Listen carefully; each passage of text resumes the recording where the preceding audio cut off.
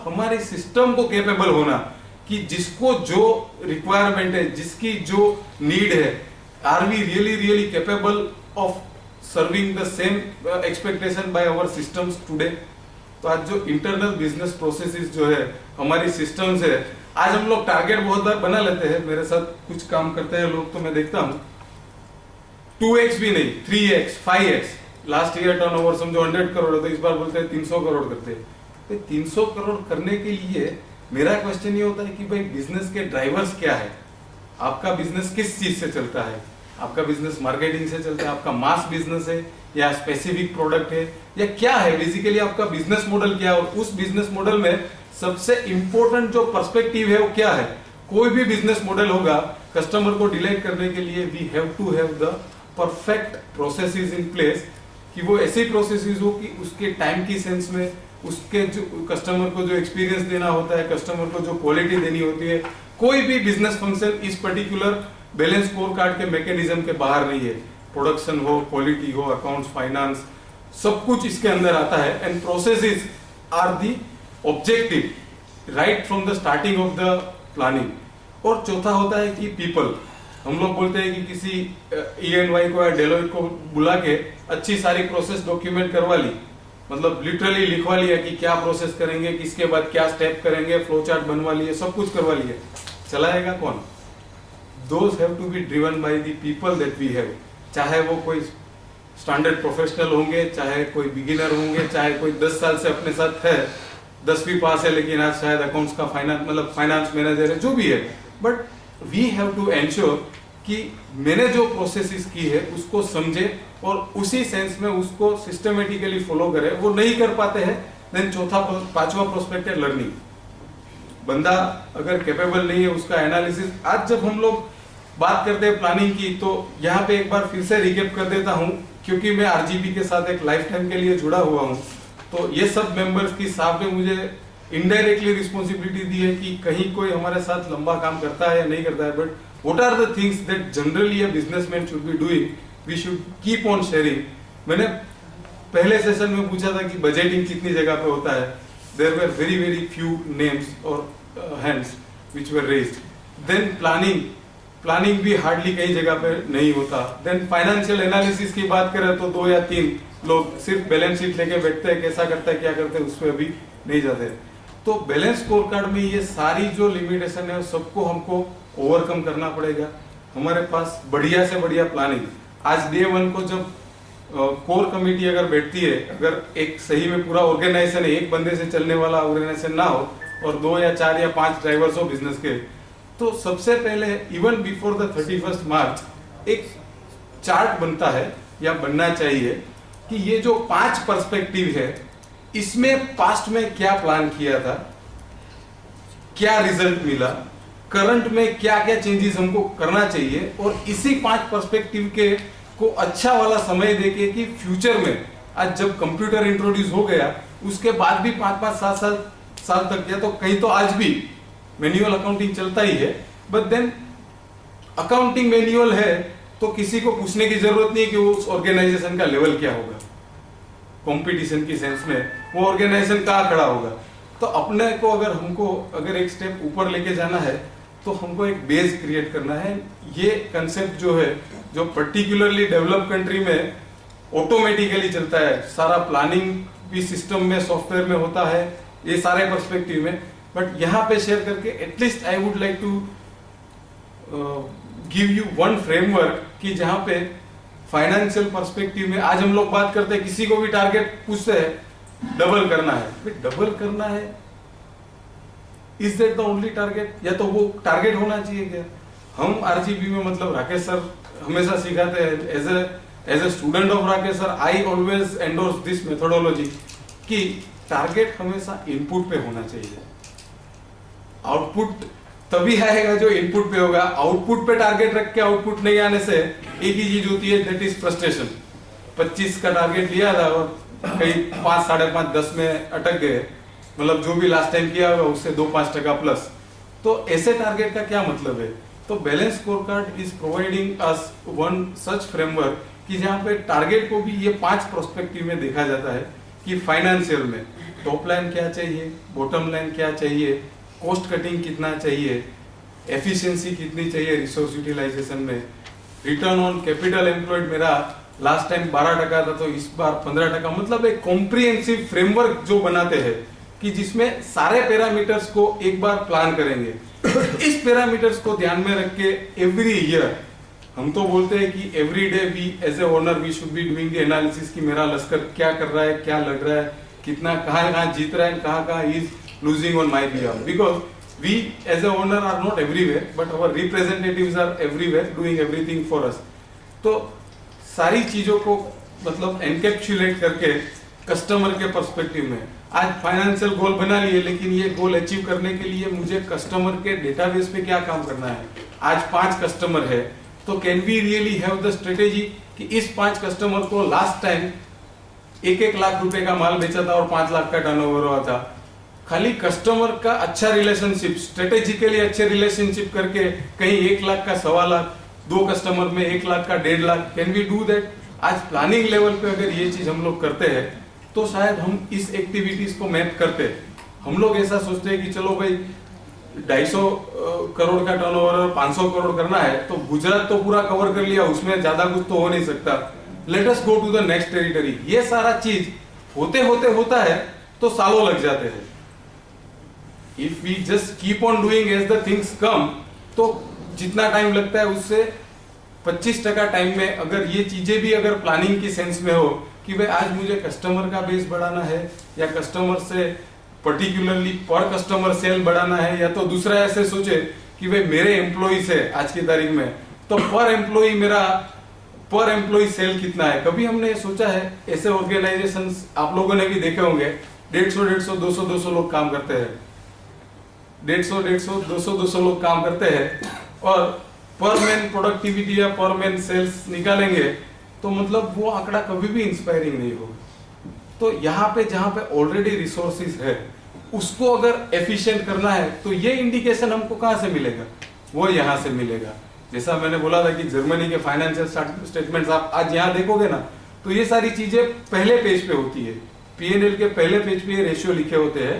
तो जब भी वो बोर्ड ऑफ डायरेक्टर्स या कोर कमेटी बैठती है तो वो टारगेट भी इस तरह से रखती है कि इस बार पर पर्सन सेल ₹1,00,000 हुआ तो पर पर्सन सेल को 1,10,000 करते हैं। समझो 100 आदमी काम करते हैं तो 100 जन की कैपेसिटी को वो लोग किसी न किसी तरह से मैप करेंगे, एनहेंस करेंगे, ट्रेनिंग एंड डेवलप करेंगे। आज जब वो टारगेट मतलब इस तरह का कॉम्प्रिहेंसिव फ्रेमवर्क कभी हमको समझ में आएगा, then we really work on more than one direction. बात करते हैं कि भाई एक बार खाली स्पीड पे काम किया तो कहीं जाके टकराएंगे, अकेले कितना कर पाएंगे। तो not only speed, all this 5 जो भी पर्सपेक्टिव की बात की, financial perspective, customer perspective, internal processes, आज जो भी अचीव करना है प्लानिंग में पेपर पे तो लिख लिया है, लेकिन उसके लिए कोई सही अच्छी प्रोसेसेस, सिस्टमेटिक प्रोसेसेस। अभी आज कभी कभी कंपनी में हम लोग वैल्यू चेन का एनालिसिस करते हैं। वैल्यू चेन अगेन टेक्निकल मैं थोड़ा बताता हूँ कि कस्टमर को वैल्यू डिलीवर करने में कितने स्टेप लगते हैं, उसको वैल्यू चेन बोलते हैं। तो आज कितनी कंपनीज हम लोग ऐसी देखते हैं कि अननेसेसरी कितनी सारी एक्टिविटीज, कितने सारे डुप्लीकेशन ऑफ वर्क, कितने सारे duplication of authorization, ultimately customer suffers. तो जब ऐसा टारगेट रखते हैं कि भाई एफिशिएंट प्रोसेसेस बनानी है, एफिशिएंट सिस्टम बनाना है जिसमें गलती होने की संभावना बहुत कम हो, तो साल के शुरुआत में ये सारा एनालिसिस करके मतलब इस 5 पैरामीटर पे अगर एनालिसिस करेंगे तो हमारा जो फोकस है वो खाली फिगर्स पे या खाली नंबर्स पे नहीं रह के एक ऐसे पर्सपेक्टिव के लिए रहेगा जिसके बलबूते पे हम लोग अपना जो भी अचीव करेंगे वो सस्टेनेबल होगा। क्योंकि ultimately what we need is to achieve something which we can sustain. आज पर्टिकुलरली को एक एनर्जी को मल्टीप्लाई करके 10-12 जन 365 डेज 24/7 मेहनत करके कुछ हासिल कर ले तो वो चीज जिंदगी भर सस्टेन नहीं कर सकते। लेकिन अगर इस सिस्टमेटिक अप्रोच से हम लोग अपने आप को तैयार करें, अपने पूरे ऑर्गेनाइजेशन को, कि फाइनेंशियल पर्सपेक्टिव में प्लानिंग इस तरह से होगा, कस्टमर में इतने सारे पैरामीटर है, किस तरह का प्राइसिंग का कंपटीशन है, किस तरह का प्रोडक्ट में इंप्रूवमेंट। आज कस्टमर का फीडबैक भी अगर देखे तो हार्डली कहीं पे मैंने फॉर्मल फीडबैक देखा है। तो ये सारी चीजों पे मतलब जो चीज पर्टिकुलर 12 महीने के अंतराल में हम लोग कर सकते हैं, या तो हमको लगता है कि ये टारगेट अचीव किया है तो इतनी चीजें करनी है, ये कभी एक बिजनेसमैन के रूप में बैठ के सोचेंगे तो इस पांचों पर्सपेक्टिव पे बहुत सारा काम करने को पेपर पे लिख के आ जाएगा कि यार दिस आर दी थिंग्स। आज I have met one person, I mean definitely one of the RGP family member, he had huge plans of expansion. This is really surprising. वो सिर्फ एक ही वजह से नहीं कर पा रहे हैं, उनके पास वो आईटी का बेस नहीं है। उनको जो कंफर्ट देता है वो वाला आईटी का बेस उनके पास नहीं है। उनके पास 250 लोग है लेकिन एक आईटी इंजीनियर नहीं है, और उनका एक्सपांशन जो है वो 2 साल से रुका हुआ है। कभी इस तरह से अपने आप को पूछे कि भाई what are the things that are to be improve, what are the things that really need focus for this particular. और ये तो सारी बात इसी हुई कि ग्रोथ को अचीव करने के लिए, but then doing analysis on this 5 parameters, हमको शायद कहीं ऐसा कुछ सामने ना आ जाए कि ये ट्यूमर ऐसा है कि अगर कल फूट गया तो ऑर्गेनाइजेशन बंद हो जाएगा। जैसे if we really do not have the analysis of our customer, तो कस्टमर के वहां पे क्या फाइनेंशियल कंडीशन है। अभी कभी रिलेशन जब शुरू किया था तब पता था कि भाई they are good, but then उसके बाद कभी गए ही नहीं यार। वो कभी जब पहली बार अपना कंपनी प्रोफाइल देने गए थे तब गए थे, उसके बाद तो पता नहीं यार दे आर डूइंग फैंटास्टिक, इतना ही पता था। बट देन ये सारे जो फैक्टर्स है जिसको हम लोग बोलते हैं गोइंग कंसर्न के इश्यू। गोइंग कंसर्न के इश्यू मतलब कल को ऐसे क्या क्या पैरामीटर्स है जो कंप्लीटली मेरा बिजनेस बंद कर देने की क्षमता रखता है। चाहे वो एक अनसेटिस्फाइड एम्प्लॉई हो, चाहे वो एक रिस्की कस्टमर हो, चाहे वो एक सिस्टम की ऐसी लैक्यूना हो कि जहां पे इस तरह से आपकी कंपनी बर्बाद हो कि यू रियली डोंट नो। मतलब कुछ चीजें पैरामीटर्स हम लोग नहीं देखने की वजह से ऐसे छूट जाते हैं कि जिसकी वजह से we really suffer such a big loss. तो साफ की बात को मतलब एक्सटेंड नहीं करूंगा। छोटा सा एग्जांपल अगर ले तो बड़ौदा में पिछले 1.5 साल में 3 बहुत बड़ी ग्रुप्स डीप ट्रबल में आई। 3 बहुत बड़ी groups they fail into such a deep trouble. The impact of that, I know some people who realized it 1.5 years back and they started pulling their money from there. They really started pulling the resources from there. वो लोग बच गए। ऐसे कितने थे? 2, 4, 5, 6, 7, 8, 10 ऐसे player होंगे पूरे बड़ौदा में जिन्होंने 1.5 साल 2 साल पहले, मतलब ये घटना घटने के 2.5 साल पहले इन्होंने एंटिसिपेशन किया कि भाई ये सब सिम्टम्स दिखाई दे रहे हैं। कभी कोई कंपनी 15 दिन में सामने से बोल के बुला के चेक देता था, अभी 30 दिन के बाद भी मुझे फॉलो करना पड़ रहा है। This is a symptom. उन्होंने वो सिम्टम को आइडेंटिफाई किया quickly and they slow down the business and they really started diverting their energy into more constructive customers. But then there were some players जो basketball खेलने में इतने व्यस्त थे कि यार ठीक है यार ये तो इतना बड़ा नाम है, पैसा कहां जाएगा, कहीं ना कहीं से तो आएगा। 30 दिन का 90 दिन हुआ, 90 दिन का 120 दिन हुआ, 120 दिन, चलो 120 दिन हुआ। अभी तो ब्रेक लगाना चाहिए बट अभी ब्रेक लगाने की हालत में नहीं है क्योंकि 25 लाख उसके पास पड़ा है। अभी ब्रेक लगाए तो 25 लाख भी रुकेगा, तो वो 25 को निकालने के लिए फिर 5 लाख का नया माल दो, तो अभी 27 अटका। 5 लाख का दिया और 3 लाख रुपए वापस आया, 3 लाख का कलेक्शन आया सामने। इससे पहले 25 का ही रिस्क था, अभी रिस्क हैज बिकम 27। अभी 27 अटका है, चलो यार अभी 5 लाख का और माल देना पड़ेगा नहीं तो वो भी अटकेगा। फिर 3 लाख का पेमेंट आया, now the risk has gone to 30 lakh. See ये अर्ली सिम्टम्स को देखने के लिए भी अगर आपके पास में ये पर्सपेक्टिव सारे नहीं है तो आप अर्ली सिम्टम्स नहीं देख पाओगे।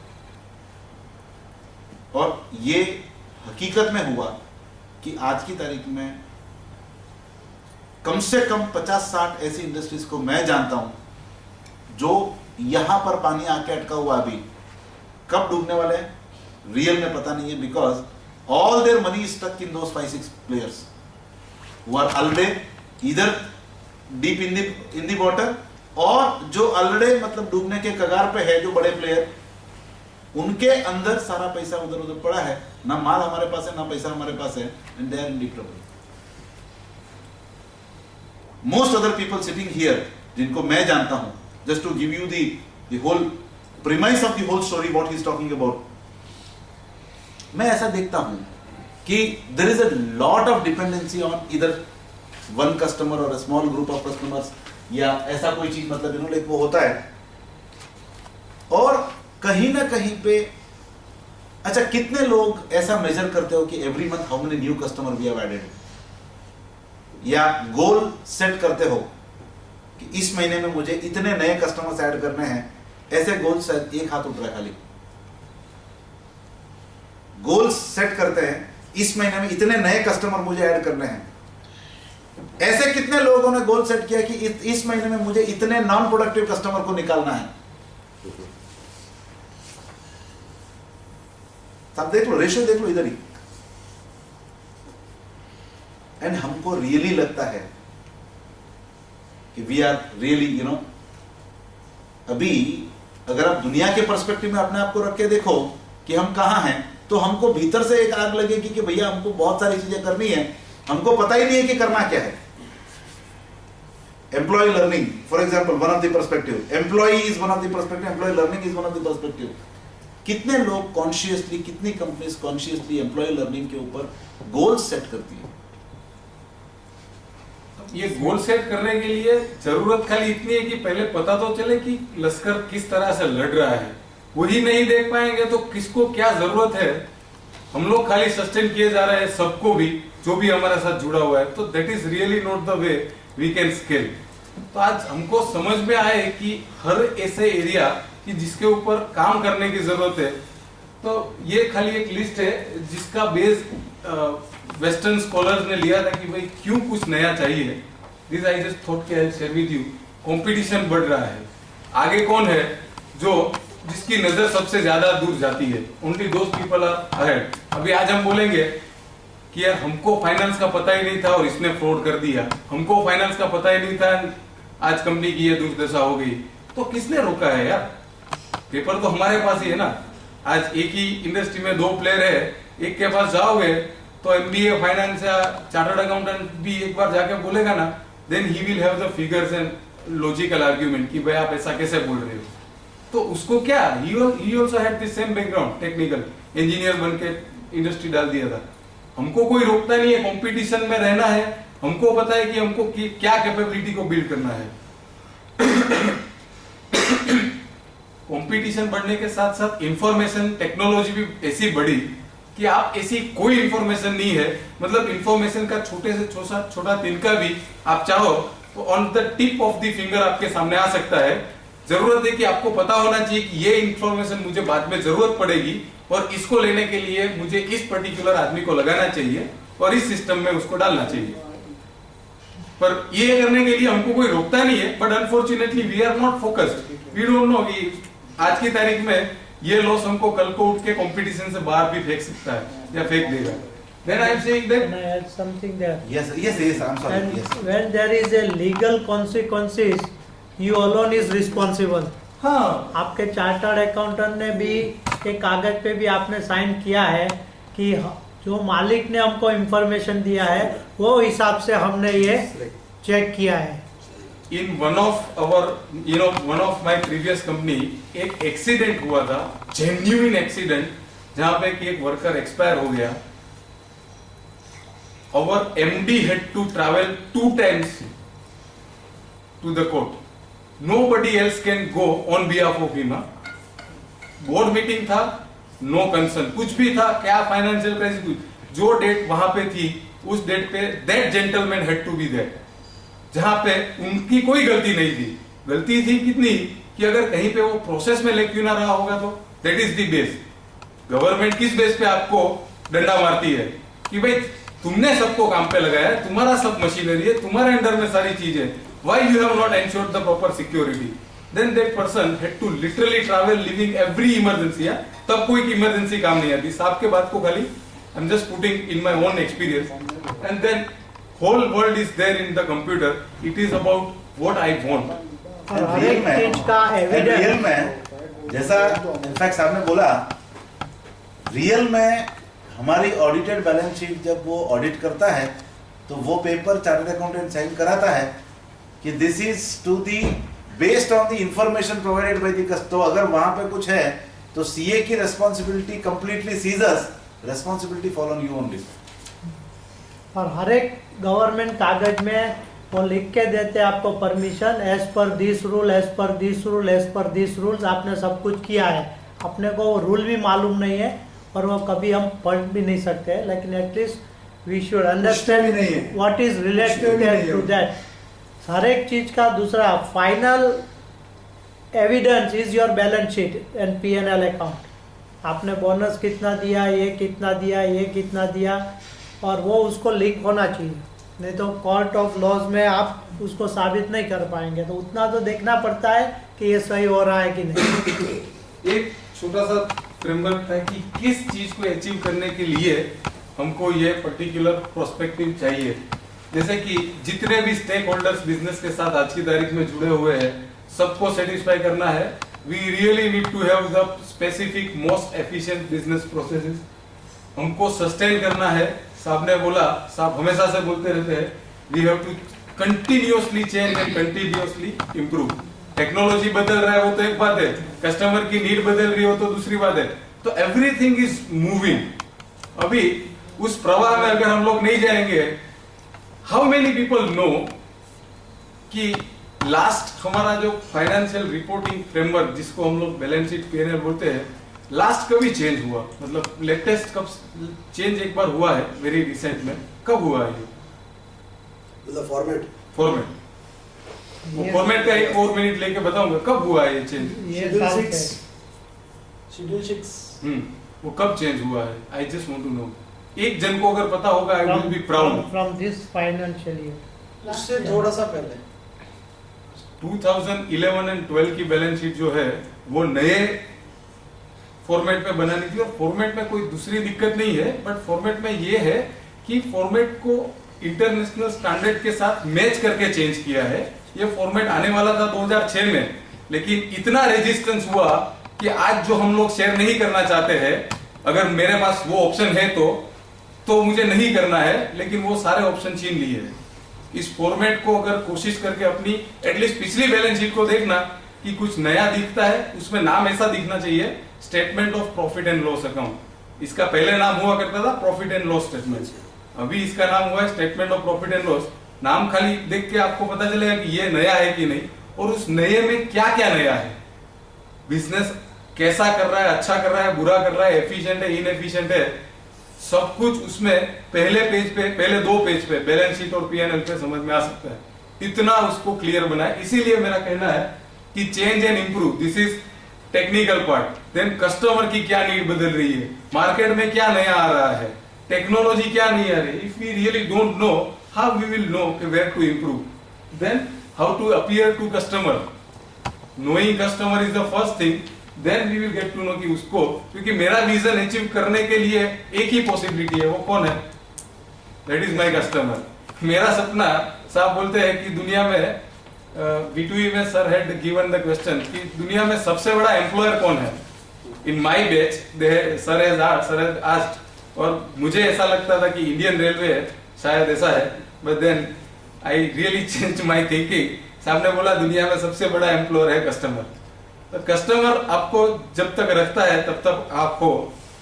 अगर हम जॉब करते हैं तो हमको पता है कि हमारे बॉस को क्या मालूम है, क्या अच्छा लगता है वो करते हैं, but in case of customer it is not so. It keeps on changing, it keeps on improving and increasing, and then they are saying कि financial perspective को तो अनदेखा कर ही नहीं सकते। तो ये फ्रेमवर्क में क्या अचीव करने के लिए क्या जगह पे काम करना, ये एक पूरा फ्रेमवर्क है। 5 आयाम पे एकदम डेप्थ में काम होते हैं। बहुत सारी चीजें होती है, जैसे कस्टमर की सेंस में बोला तो कस्टमर का एक्सपीरियंस, कस्टमर का क्वालिटी डेटा, प्रोडक्ट की सेंस में देखा तो डिलीवरी का टाइम, प्रोडक्ट की क्वालिटी, प्रोडक्ट का अपीयरेंस, प्रोडक्ट का pricing.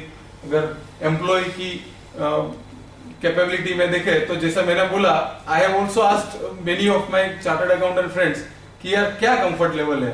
Lot of people are not comfortable after 2 years. इतना मतलब वो कॉम्प्लेक्स, क्योंकि दिखाना कुछ है पर यहाँ पे दिखाना सब कुछ पड़ रहा है, दैट इज द डिफिकल्टी। तो if we don't keep the pace with the, अभी आज ये फोरम पे मैंने शेयर किया, I don't know the time will come and you will come in contact with one of the MNCs की, जहां पे आप देखते होंगे कि यार ये सारी चीजें चल रही है, तो this is one of the real opportunity that we are sharing with all of family members present today, कि ऐसा कुछ कॉम्प्रिहेंसिव फ्रेमवर्क बनाओ। और कब बनाओ? साल के अंत में कुछ काम नहीं आता, बिफोर द ईयर स्टार्ट्स ये सारे पैरामीटर्स पे हम अपने लक्ष्य रखें, सारे पैरामीटर्स पे एनालिसिस करें, क्योंकि फाइनेंस में ये समझ में नहीं आएगा कि मेरे एम्प्लॉय को क्या नहीं आता है, फाइनेंस में ये समझ में नहीं आएगा कि कस्टमर के लेवल पे क्या चल रहा है, उसको क्या चेंज है। वहां पे टेक्नोलॉजी बदली। कोलगेट का एग्जांपल साहब ने दिया था, कोलगेट का एक सप्लायर वो एल्यूमिनियम की ट्यूब मैन्युफैक्चर करता था और आराम से रोज जाके सो जाता था। एक दिन कोलगेट ने बोला कि भाई कल से plastic, and that company is closed. Customer के कैन पे वो भी क्या क्या कर रहा है वो साहब बोलते हैं कि कल उसकी नीड क्या होगी वो आज मैं जानूंगा तो कल तक उसको कहीं ना कहीं डेवलप कर पाऊंगा। तो कस्टमर है and processes, we generally ignore the process and end up making our organisation as person driven. आज यहाँ पे बैठे अगर एक भी पर्सन ऐसा हो कि वो ऐसा बोल दे कि मेरे ऑर्गेनाइजेशन में एक भी की एम्प्लॉय नहीं है, मेरे सारे के सारे लोग अगर चले जाए तो दूसरे लोगों को लाके मैं ऑर्गेनाइजेशन एज इट इज चला सकता हूं। एक हाथ को ऊंचा कर दे मुझे, यू हैव दैट फैबुलस। ये कंसेप्ट है सिस्टम ड्रिवन ऑर्गेनाइजेशन का, कि वहां पे आदमी आते जाते रहते हैं, या तो नए नए आते रहते हैं, पुराने रहते हैं, स्केलिंग करने की प्रोसेस में, ग्रोथ करने की। आज हमारे पास अगर defined set of processes and systems नहीं होंगे तो कल कोई आएगा उसका परफॉर्मेंस अप्राइजल कैसे करेंगे? कितनी कंपनियों में जॉब डिटेल लिखा हुआ होता है, समझो 50 आदमी है तो 50 आदमी में किसकी क्या स्पेसिफिक रिस्पॉन्सिबिलिटी है, ये कितने लोगों की कंपनी में है? एक हाथ बता दे। फैंटास्टिक, गोयल में है, विश्वकर्मा में है, और सर के यहाँ पे सी ये खाली कोशिश ये हो रही है कि कितना काम है। चौथा ऐसा पूछता हूं कि उसको क्या काम करना है वो नहीं पता है और वो काम कर रहा है। डू यू रियली बिलीव कि वो वही कर रहा है जो आप चाहते हैं? पूरा 8 घंटा जिसके लिए सर ने बोला कि नेगोशिएशन के टाइम वो बोलता है कि 50,000 से कम तो 1 रुपया भी नहीं साहब, मेरे पास दूसरी भी अपॉर्चुनिटी आपको रखना है तो रखो, और वो आता है। उसके बाद उसका परफॉर्मेंस मेजर करने का मेरे पास और क्या तरीका है? मेरे पास और कोई तरीका नहीं है। उसको क्या काम दिया है, उसमें उसने कैसा परफॉर्म किया, अभी क्या काम दिया है वही पेपर पे नहीं है, तो क्या उससे मैं काम लूंगा? भले ना दो लोग हो, 3 लोग हो ऑर्गेनाइजेशन में, लेकिन what is the difficulty in putting the things in the paper?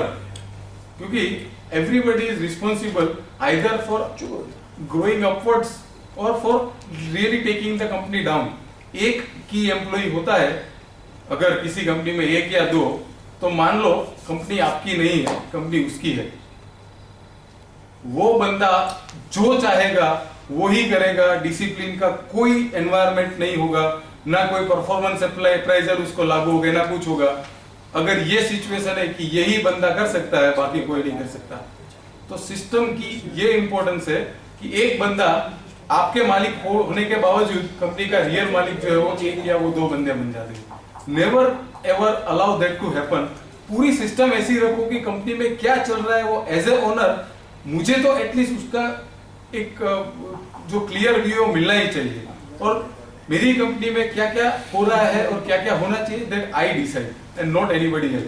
तो की एम्प्लॉय की परफॉर्मेंस मेजर, ये सारी चीजें हैं, ये इसका बहुत ज्यादा इंटीग्रल पार्ट है। इसके ऊपर कम से कम 6 से 7 500 to 2000 पेजेस की बुक्स लिखी गई है।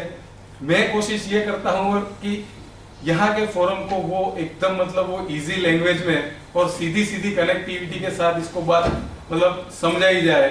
तो इस हिसाब, नहीं तो एक एक टॉपिक के अंदर हजार पेज की सेपरेट स्टडीज हुई है कि किस कंपनी ने किस तरह से अपने ग्रोथ को अचीव, एक एक पैरामीटर जो है वो कंपनी को इंडस्ट्री लीडर बनाने के लिए कैपेबल है।